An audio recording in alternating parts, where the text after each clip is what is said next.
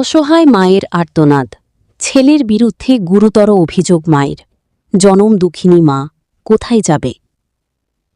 নিজস্ব প্রতিবেদক, তথ্যচিত্র দেখুন বিস্তারিত। নাম নূর মহিম। আমি আমার ছেলের অত্যাচার সহ্য করতে না পারি আমি আদালতে ওর বিরুদ্ধে মামলা করছি। মামলা করার পর আদালত সবকিছু বিবেচনা করে এখনো জেল হাজতে আছে, ও এখন জেল আছে। তো ও আমাকে প্রায় সময় বকাঝকা মারধর, তারপরে আমার সাথে আমাকে অত্যাচার। আমাকে 2-3 মাস আগেও আমার বাড়া গড়া ধরিয়েও আমাকে মারছে। এখানে 200 মানুষের উপরে ছিল। তারপরে এখানে আমার নিশ্চয় একটা গুদাম আছে, আমি গুদাম ভাড়া দিয়ে আজকে 6-7 মাস আমাকে কোনো গুদাম ভাড়া দেওয়া হয় না। আমি গুদামে তালা মারতে গেলে ও আমাকে সেখানেও মারে। ওর ঘরে 6-7টা সিসি ক্যামেরা আছে, ওখানে সব ফুটেজ আছে, সিসি ক্যামেরা তো ফুটেজ আছে। আমি এইসব অত্যাচারগুলো সহ্য না করতে পারি, ওর বিরুদ্ধে মামলা দিছি। এখন মামলা দেওয়ার পরে ও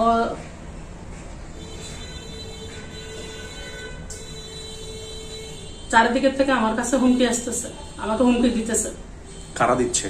এখন হুমকি দিতেছে যে এখানে হুমকি দিতেছে নাজাম। কি বলে হুমকিতে? হুমকিতে বলে ওকে ছাড়াই নিয়ে আসতে, মামলা তুলে দেওয়ার জন্য আমাকে দেখে নেবে, ওদেরকে ইয়ে করতেছে। নুর হোসেন আছে, তারপরে এখানে আমি খুব একা।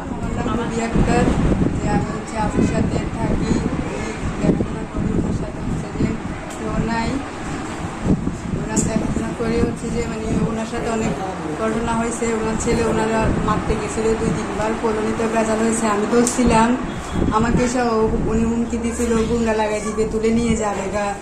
তো ওখানে আশেপাশে আরো মানুষ ছিল। তো হচ্ছে যে এখানে আসলে ওনাকে বলতেছে মানে এখানে থাকতে দিবে না, ওনাকে মানে ভয় দেখাচ্ছে, হুমকি দিচ্ছে।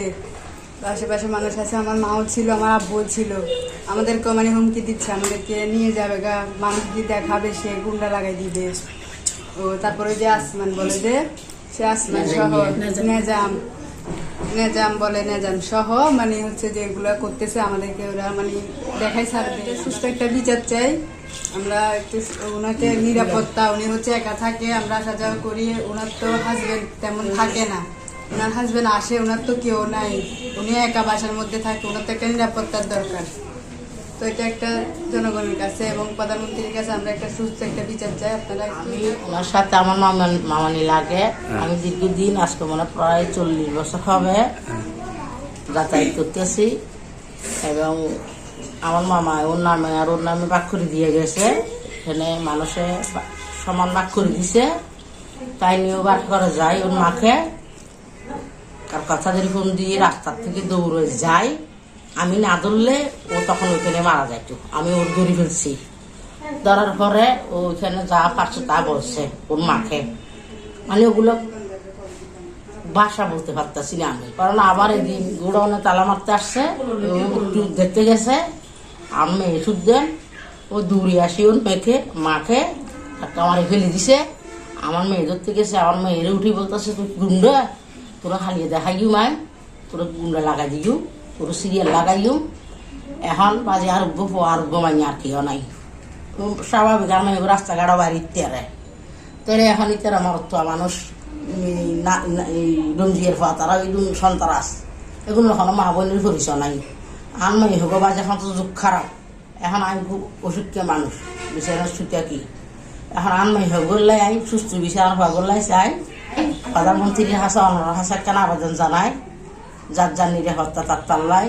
এবং ওর স্বামীর হুমকি দিচ্ছে ও 80 জেলখানার থেকে আসি অনেক কিছু করবে। 1 সপ্তাহ টাইম দিছে ওনাকে, 1 সপ্তাহের ভিতরে উচ্ছেদ করবে। Desk news, city plus 24 TV, Chittagong.